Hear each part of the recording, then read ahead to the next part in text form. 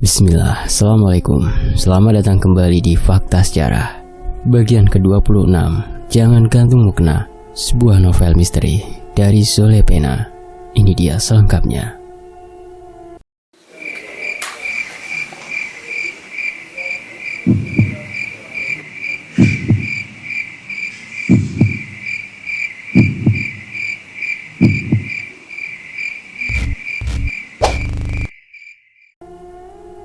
Eyang akhirnya pulang pada hari Minggu pagi, diantar sebuah jeep milik orang tua Bang Hasim yang dikemudikan seorang pria. Aku senang bukan kepalang di balik jendela. Senyumku merekah saat Eyang muncul di balik pintu. Dia menatapku dengan mata sayu dengan senyum tipis. Matanya itu terbaca rindu, sama sepertiku. Bahkan Oma sempat mengejekku karena nangis di depan Eyang dengan suara terisak-isak. "Neng, kamu kok kurus meneh toh? Kamu digaji berapa sampai ndak punya waktu makan?" "Email mikirin Eyang, Oma," ucapku jujur. Oma menggeleng tak terima. Dia bilang keputusanku pergi itu salah. Harusnya aku sekolah dan manut sama Pak D dibanding aku pergi merantau. "Kalau Eyang gak sakit begini, kamu pasti sudah dimaki. Oma juga ora setuju kamu pergi hanya gara-gara ancaman Pak Demu itu. Tuh juga salah di sini. Harusnya dia sebagai pengganti ayahmu melarang keras kamu ninggalin Eyangmu. Malah dia mendukung. Dulu kalau saja bukan karena Eyangmu, Oma sudah mukul Pak Demu. Orang tua macam apa dia?" Wajangan panjang dimulai dan aku akhirnya tersudut. Oma nggak marah soal email dan Bang Owar keluar malam sampai ke rumah Pak Le." Oma menggeleng. Dia malah mengernyit heran dan menepis ucapanku. "Iki pacarmu, Neng? Pak De pernah bilang kalau Oma malu ketemu sama aku. Tapi Oma tak marah aku menyinggung soal laki itu. Atau Bang Hasim sudah menjelaskannya yang sebenarnya?" tanyaku. Syukurlah setidaknya Oma gak sama seperti pemikiran Pak D yang kolot. "Bukan, dia kawannya Bang Hasim, Oma," jawabku. Oma melenggang masuk setelah ngantar Eyang ke kamar. Ia menaruh tas jinjing Eyang, tas kain batik bercorak nuri navy yang memang selalu Eyang pakai ketika bepergian. "Walah Neng, jangan gara-gara Pak Demu kamu sampai ninggalin pacarmu itu. Lagi pula Oma kan wes tulung, sengarep banget kamu nikah. Kerja terus itu ndak baik. Ingat, Eyangmu wes tua. Oma juga udah tua, Neng." Aku mengangguk singkat, tak tahu memberi balasan apa pada Oma. Pikiranku kembali berkelana dengan ucapan Bang Hasim tempo hari. Aku juga dulu pernah menaruh curiga sama Oma Purlingga. Apalagi setelah dia menyuruhku makan seperti yang disuruh Bibi Lija, sayur butil. Tapi sejauh ini Oma baik padaku. Tidak sama seperti Pak D. Karena takut berlarut memikirkan hal itu, aku akhirnya ke kamar Eyang. Nampak Eyang bersandar di dipan. Baru saja ku ajak dia bicara, Eyang sudah menodongku tanya, "Neng, Omamu suruh balik saja." "Loh, kenapa toh Yang?" "Omamu lah bantu-bantu nyembuhin Eyang," bisik Eyang. Semakin membuatku mengerutkan kening saat Eyang mendekat ke telingaku dengan wajah memelas. "Ya gimana toh, wong yang sakit bukan sakit biasa. Eyang sakit seperti Rere yang sering kesurupan." Eyang melirikku seperti geram, lalu seketika tertunduk membisu. Kuusap lengannya dengan lembut. Aku coba memberi semangat agar Eyang tak selalu merenungi dirinya sendiri. Oma, Om Tuh, Tante Tami, sama Om Raden sudah berusaha nyembuhin Eyang. Email juga sudah balik. Eyang ojo mikir keras, ojo sumelang, pasti bisa sembuh Yang. "Yo iya, iki bentar lagi." Tangan Eyang diangkat, lalu ia menarik-narik turun kulit lengannya dengan gemas. "Sembuh!" Kuberi ia senyum hangat dengan pelukan. Aku bersyukur Eyang sudah tidak bertingkah seperti dulu. Tapi entah mengapa aku merasa aneh saat ini. Apalagi mengingat cerita Pak D kemarin itu. Semuanya begitu ganjil dan terus mengusik pikiranku. "Neng, sebenarnya benda apa yang abangmu bakar itu?" telisik Oma. Oma sudah berkemas ingin pulang setelah sholat dan merapikan baju Eyang ke lemari. Benda? Eyangmu itu terus nanyain benda. Kamu tahu selama di sini jangan bakar sembarangan. Kena apes baru tahu rasa kamu. Benda Eyangmu itu ya jangan dinakalin. Dek. Gagang sapu yang kupegang lepas begitu saja. Benda keramat itu masih dicari Eyang. Apa Bang Hasim tidak mengembalikannya ke Eyang? Mungkin benda itu sudah hilang atau dibuang. Tanya sama abangku toh Oma. Email udah gak tahu bendanya kemana. Neng, memang dulu Eyang menyimpan pusaka-saka peninggalan kakungmu. Tapi iki mung obat penangkal bala. Sesudah pondoknya terbakar itu dikasih sama kakungmu. Bukan karena dikasih sama Pak Adi atau Oma. Cerita kebakaran pondok sudah diceritakan oleh kedua orang tuaku dulu. Cerita yang selalu mereka sampaikan hanya sebatas kebakaran. Lalu kakung menolak adanya penerimaan anak didik baru karena pondok tidak direnovasi lagi sampai akhirnya ditutup dan dirombak menjadi sebuah bangunan hunian pribadi.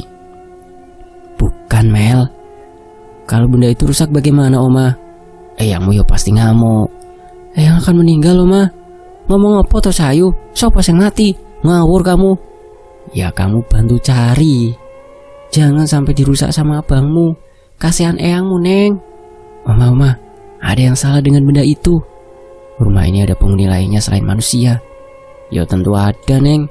Dulu saja Oma sering dengar kakungmu ngaji. Cecar Oma dengan sedikit menakuti. Juga Watri. Oma memandangku dengan kabut tebal. Tiba-tiba terhalang di kedua netranya. Kenapa? Oma kaget email tahu Watri. Siapa Watri Oma? Tanyaku. Demi Allah baru kali tadi kulihat Oma terpaku lama sampai menahan kuat air matanya. Watri yang disiksa sama pengurus pondok kakung. Email tahu semua. Watri mulutnya dibakar pakai pemantik hanya karena nyuri sayur butil. Oma tertahan dengan mata menatapku nanar. Gimana kamu tahu Watri Mel? Watri yang tergantung di kamar email. Pocongnya hidup selama ia mati di rumah ini. Oma selama ini tahu kan? Kenapa gak cerita sama email Oma? Selama masa mondok dengan waktu yang panjang, Oma tidak sekalipun tahu kalau dia itu anak kakungmu. Istilah yang kudengar dari keluarga buyutmu, Tasmira, adalah gadis di pondok ada yang disabilitas. Mungkin Watri adalah orang yang diceritakan buyutmu. Waktu itu Oma masih kecil, dipisah dengan eyangmu saat dia dipulangkan karena dia ingin nikah dan dikirim masuk ke pondok. Rahasia kakungmu yang punya anak tiri bocor karena berita dari polisi. Itu pun setelah Watri hilang dan muncul berita simpang siur kalau terjadi pembunuhan di pondok. Pantas saja Oma tidak tahu apa yang terjadi di sini sudah ditutupi rapat-rapat. Kalau dikaitkan dengan cerita kakek Suko, Oma tidak meleset dari kejujuran. Satu-satunya sumber tersisa adalah Pak Joko dan Eyang sendiri. Di sisi lain, sore itu Oma diantar oleh Pak Le menuju simpang sekolah TK. Oma memberikan uang untuk pengobatan Eyang dan pengeluaran selama 1 bulan. Ingat Neng, cari benda punya Eyangmu. Usahakan dipasangkan kembali ke badannya seperti caranya dulu. Berbarengan Oma pamit, kupalingkan wajahku ke bilik Eyang yang cukup gelap. Mataku menangkap sosok wajah Eyang yang juga tengah mengintipku keluar. Mengintip kepergian Oma dengan memperlihatkan deretan giginya. Eyang terlihat sangat senang. Eyang melesat saat sadar aku tengah memperhatikannya diam-diam. Detik itu aku mulai cemas. Apa yang akan terjadi? Apa yang akan terjadi setelah ini? Kututup pintu dengan keras, memberinya kode agar jangan menakutiku. Dengan langkah pelan, kususul ia ke dalam kamar. Pintu yang tadi terbuka sempit, sedikit demi sedikit melebar. Dengan jantung mulai bergemuruh, kusibak tirai kamar Eyang. Tampak ia membelakangiku dengan tubuh mendongak ke arah cermin. Kebaya yang Eyang kenakan masih rapi. Sanggulnya pun masih sama seperti tadi. Tapi sikap Eyang yang seperti inilah membuatku was-was. Lagi apa Eyang? Kusingkirkan rasa takut dan cemasku. Niatku tetap gigih untuk mengajak Eyang bicara. Sengaja langkahku bising. Kakiku terhenti ketika aku sudah berada tepat di belakang kursinya. Eyang tiba-tiba mulai menyanyikan tembang kuno, persis dengan lirik tembang yang menyambut kedatanganku dulu saat pertama kali datang ke sini. Cepat kuundurkan langkahku. Aku memegang sandaran daun pintu saat tembang yang dinyanyikan Eyang semakin meninggi, disusul tangisan kecil. Aku menelan saliva dengan pupil melebar. Ingin siap berlari tapi tak bisa. Tubuhku terikat sesuatu hal. Aku seakan terkunci dan tidak bisa bergerak. Eyang, jangan nakutin email. Tubuh Eyang yang tadinya tak bergerak mulai berlenggok kecil, ke kiri, ke kanan, lalu ke depan. Sangat pelan seperti mengejekku. Persis seperti yang sering dilakukan Rere. Saat aku lari mencari bantuan dan meninggalkan Rere, Rere malah membenturkan kepalanya ke dinding sampai hidungnya meneteskan darah. Dengan rasa takut teramat, aku mencoba bergerak dan membuat Eyang tersadar. Kursi yang ikut bergoyang mengikuti arah tubuh Eyang, membuat otot lenganku menegang. Kuat sekali Eyang bertahan di posisinya. Kepalanya mulai menunduk dan mendekati runcing sudut meja. Eyang, istighfar Eyang. Eyang tiba-tiba berhenti. Suara tangisan dan nyanyiannya hilang. Tiba-tiba saja ia mendongak tepat di depan wajahku. Eyang melotot dan menganga lebar. Hawaku panas, ingin gantung. Tidak, keluar dari badan Eyangku. Kedua tangan Eyang terangkat dan mengepung leherku. Aku menjadi tertahan. Tanganku terulur segera dan melawan kekuatan Eyang. Tangan pucat Eyang seolah-olah ingin mengangkatku ke udara. Jadi kakiku meraih apa saja agar aku bisa menahan kekuatan Eyang. Kuat sekali, sampai lidahku mulai terulur. Paru-paruku kehabisan pasokan udara dan sakit. Kowe ojo wani-wani ngalangi aku. Jangan menghalangiku, atau kamu akan mati seperti orang tuamu. Aku masih hidup, belum mau mati. Tolong. Hitam menutup layar mata Eyang. Hidung dan tulang wajahnya membusung, menonjolkan kerangka tengkoraknya. Aku mulai tak tahan saat merasa panas dan mencium aroma mayat dari tubuhnya. Mataku yang ingin melompat keluar seketika tertutup rapat. Tolong aku. Mayitku wes banyak ora digantung maneh. Kau, Watri, kau mestinya sudah di bawah kubur. Kau hidup bersama kain kafan, bukan di dalam mukena, Watri. Kau sudah mati atas takdir Allah, Watri. Brak. Tulang ekorku menghantam dinding, tepat di atas dipan ranjang Eyang. Cekikan tangan Eyang membawaku pada sakit yang luar biasa. Aku terpelanting hingga membentur tembok. Dalam kamar yang gelap, aku sapu keadaan dan tak mau mengulur waktu. Watri di dalam tubuh Eyang meracau dan nafasnya terdengar tersengal. Ia menghampiriku dengan sekali melayang dan menyentuh tubuhku dengan satu tangan. Kafan itu pakaianku, mukena itu badanku, Gusti Allah itu bohong, kata Watri. Astagfirullah. Aku bergetar.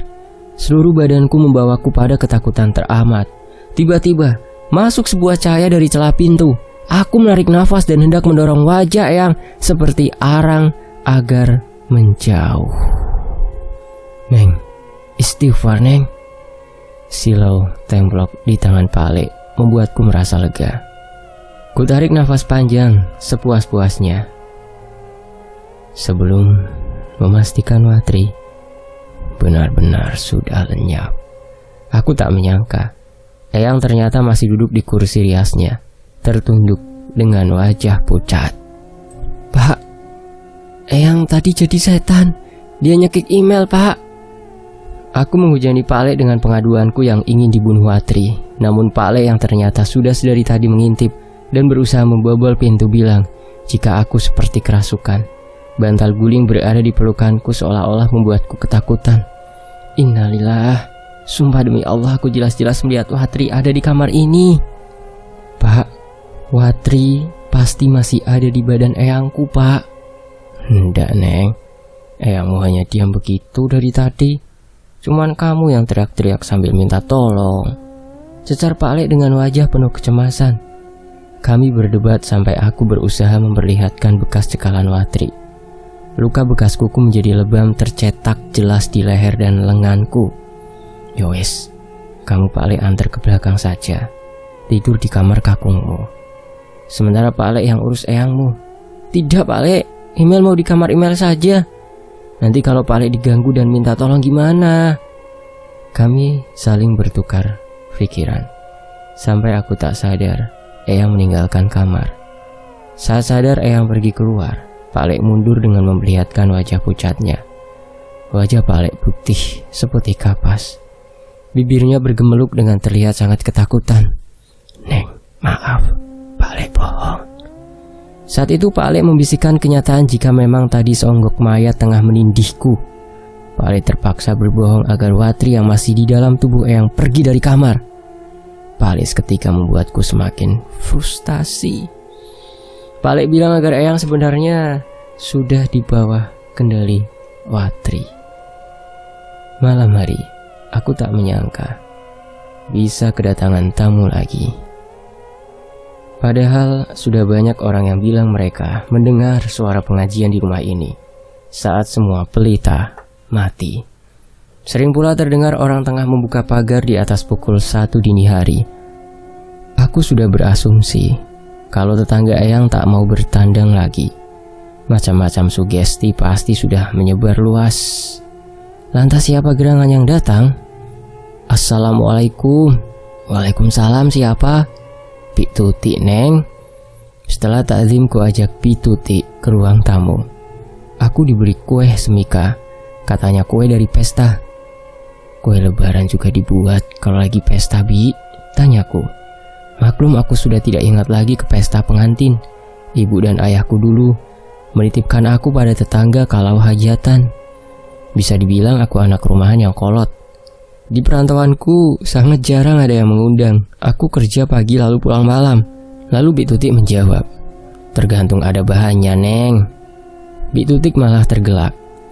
Eyangmu kapan datangnya, Neng? Sakitnya sudah sembuh. Boleh Bibi tengok? Siang tadi, Bi, masih belum pulih. Tapi Eyang sudah bisa gerak. Yuk, Imel, antar ke kamar. Kuemu bawa ke eyangmu. Sini tak bantu. Inge, Bi. Bik Tutik melenggang masuk tanpa terlihat ragu atau takut. Tak tahu jika Eyang sering berperilaku aneh. Tak mau makan, tak mau tidur, dan selalu menanyakan benda miliknya padaku. Aku mulai membujuk Eyang agar mau berbalik dari kursinya. Kursi yang sudah mulai reot dimakan usia. Tapi Eyang tak mau mengganti. Eyang melirikku tenang dan menatapku bergantian dengan Bik Tutik. Eyangmu dibaringin toh. Sini, biar saya bantu, Neng. Bujuk Bik Tutik. Bik Tutik selain humble, terlihat perhatian. Aku jadi teringat pada Umi Lasmi di Kalimantan. Bik Tutik dengan antusias menanyakan apa yang sudah baik. Tapi Eyang tak bicara apapun. Mereka seperti kucing yang hanya saling menatap satu sama lain. Membuatku merasa tak nyaman dan berakhir dengan rasa canggung. Aku memperlihatkan piring yang masih berisi makanan di meja saat Bik Tutik menyuruh Eyang makan. Eyang memang tak mau menyentuh makanan sejak ia datang. Kalau ndak ada makanan yang masuk ke perutmu, yang gak baik toh, Mbah. Sakitmu ini perlu dilawan. Asupannya mesti cukup, Mbah. Dipaksa kalau ndak mau. Ya Neng ya. Iya, Bi, tapi yang gak mau manut, Bi. Mbah, balai itu jauh dari sini. Ruwet kalau Mbah dikirim lagi ke kota. Kasihan cucumu, Mbah. Imelda mau berlibur, malah sedih nengok eyangnya sakit begini. Makan toh, Mbah, jangan bandel. Bik Tutik lalu menyuapi Eyang dengan sepotong kue dari Mika Mini. Eyang lantas membuka mulut. Hanya sedikit yang ia gigit. Tapi itu sudah membuatku bahagia. Bi, apa benar Umi Lasmi sudah tidak mau pulang ke Siliwangi? Iya, Neng. Katanya mantunya lahiran. Tidak ada yang bantu jaga kalau dia tidak ikut sama suaminya. Kamu yang tabah ya, Neng.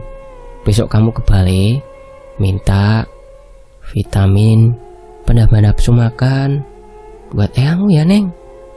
Tengok tuh eyangmu, kurus sekali. Mbik Tuti memberi nasihat sementara aku hanya bisa mematung. Aku seolah kehilangan satu anggota tubuhku ketika tahu Umi tak akan datang kemari lagi. Jika Umi pergi, lantas bagaimana nasib Eyang dan aku? Ya Allah, kuatkan diriku. Kulemas telapak tanganku yang kian panas. Gelisah dan khawatir bercampur jadi satu. Aku kehilangan kata-kata dan hanya ingin mengadu jika aku sangat membutuhkan Umi sebagai tetangga Eyang. Oh iya Neng, sampai lupa. Tujuan Bibi kemari Iki ada surat dari kawan abangmu. Kalau ndak salah namanya Andi. Buat email Bi. Mbik Tuti mengangguk.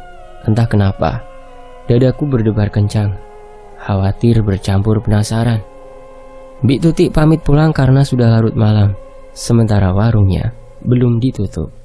Surat yang ia tinggalkan membuat tungkai lututku kembali lemas. Surat almarhum Bagas. Aku tak lagi peduli Eyang yang sedang tersenyum senang di atas kursi. Sama seperti kemarin saat Oma pergi, Eyang tampak bahagia sekali. Aku berlari ke belakang pendopo. Dengan debar di jantung yang begitu kencang, aku memberitahu Pak Lek tentang surat dari Bagas.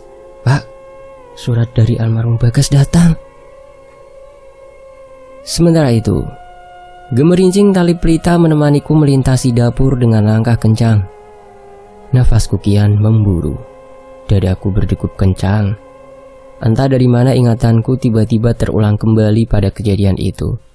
Kejadian saat kawan Bang Hasim datang dan mengalami peristiwa besar. Bagas tak sampai beberapa jam di rumah ini, tapi nyawanya turut melayang. Bagaimana bisa? Bagaimana bisa orang lain jadi korban? Pak Lek terlihat terkejut melihatku berlari.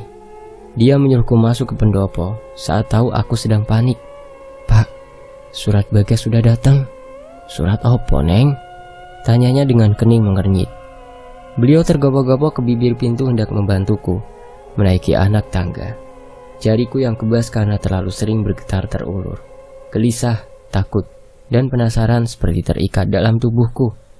Bismillah, kita baca ya Neng, tukas Pak Lek dengan wajah tenang setelah ia melihat jelas sampulnya. Surat itu seperti air mengalir di mulut kami. Tak ada kalimat pasti yang merujuk pada kecurigaan Bagas semasa ia datang malam itu. Pupus lagi harapanku yang mengandalkan masa lalu sebagai bukti. Kenyataannya masih sama, semua masih samar.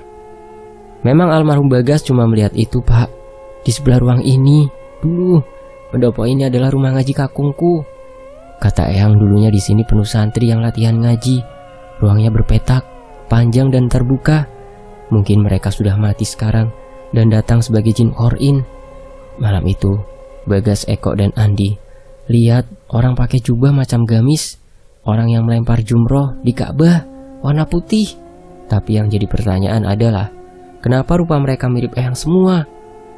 Itu kejadiannya di sini Neng. Inge Pak Lek, persis sebelah situ. Bagas nengoknya di belakang dapur. Waktu itu, email ada di perpustakaan kakung. Ngintip ke ventilasi dan lihat ada panggung. Iya, kenapa? Rupanya mirip si Mbah Ratu. Pocong ikut juga mirip si Mbah. Orang bermukuna ikut juga mirip si Mbah walaupun hancur ya Neng.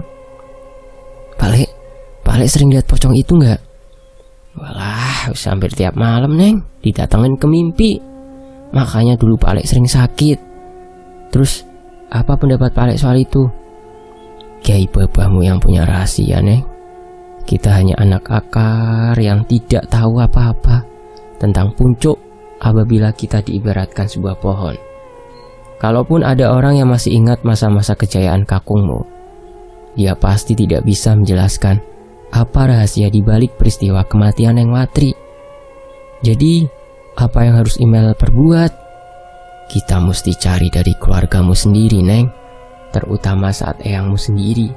Tapi semakin hari rasanya semakin kecil harapan untuk memulihkan eyangmu seperti sedia kala, karena kesehatannya semakin memburuk. Eyangku kenapa? Dia sudah sembuh kok. Pak Lek mengangguk tenang. Uban di kepalanya terkibas angin malam. Matanya sayu di tumpuan kelopak besarnya yang menandakan usia Pak Lek semakin menua. Doakan saja. Sering-seringlah berdoa minta pertolongan Gusti Allah. Iya Pak. Aku masih menatap lekat di surat pemberian Bik Tuti. Ternyata tulisannya berlanjut hingga ke lembar sebelah. Masih ada Neng? Lihat Pak. Bagas bilang mimpinya selama berada di RS, di rumah sakit, persis seperti mimpi email. Dan ini dia isi surat dari Andi atau Bagas. Siliwangi, 1984. Nok, panggilan untuk Hasim, Nono. Nok, kalau aku sehat, temenin aku foya-foya, nenggak cong yang di mes. Kalau aku mati, kamu yang anterin arak itu ke kuburanku. Aku sakit udah 2 minggu. Gila nggak? Bener, rumah eyangmu bikin sakitku kumat.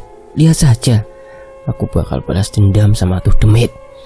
Aku kira panggung yang di dalamnya cewek cantik. Panggung itu ternyata kuburan. Pocong yang dikerumunin setan. Ih, habis itu jantungku kumat no. Apalagi Eko yang teriakin kamu minta tolong, tapi kamu gak datang. Andai aja kamu cepat nolongin kita, aku pasti gak ikut si Eko lari maraton. Tapi kamu gak datang, dan aku makin sesak nafas. Akhirnya aku ambruk dan tahu-tahu sadar di tengah jalan. Aku dimimpiin gadis no, gadis-gadis, dan itu berlangsung panjang banget. Gadis itu mirip banget sama eyangmu. Mukanya cantik, pakai sanggul, dan sepatu berkelas. Mukanya bening banget no, sampai dia datang tiap malam ke mimpiku. Aku entah kenapa yakin kalau itu eyangmu no. Dalam mimpi itu, eyangmu seolah hidup. Dia menua dalam mimpiku kayak sengaja ngulang hidupnya dari muda sampai kayak sekarang. Gila, waktu aku kritis seminggu, mimpiku berubah-ubah. Aku ikut gotong royong di sebuah kali. Aku kadang ikut mikul pasir. Aku juga mimpi kalau aku meninggal no. Dan itu yang paling serem banget. Aku mimpi rasanya nyata banget karena ngerasa aku udah dalam liang lahat. Banyak banget mimpi yang di luar nalar. Tapi ada lagi yang paling buat aku gak betah tidur. Aku mimpi leherku ditindis paku. Dan pas aku bangun aku udah gak pernah lagi ngerasain rasanya makanan manis, asin, pahit, leher kayak udah mati no. Ingat, cengukin aku loh no. Bagas Darmawan. Begitulah isinya. Ketegangan di antara kami berdua semakin terasa, aku dan Pak Le. Belum lagi saat tiba-tiba terdengar suara bising timbul dari dalam rumah. Telingaku memanah saat suara eyang memanggilku dengan lantang. Sahut menyahut dengan burung kedasi hitam yang bertengger di pucuk jati tua. Pak Le menatap kegelapan di luar sana dengan bibir bergetar. Beliau berzikir menggunakan larik jari, sementara aku ketakutan. Pak, eyangku dalam bahaya ya? Kamu masih belum paham, Neng? Kata Pak Le.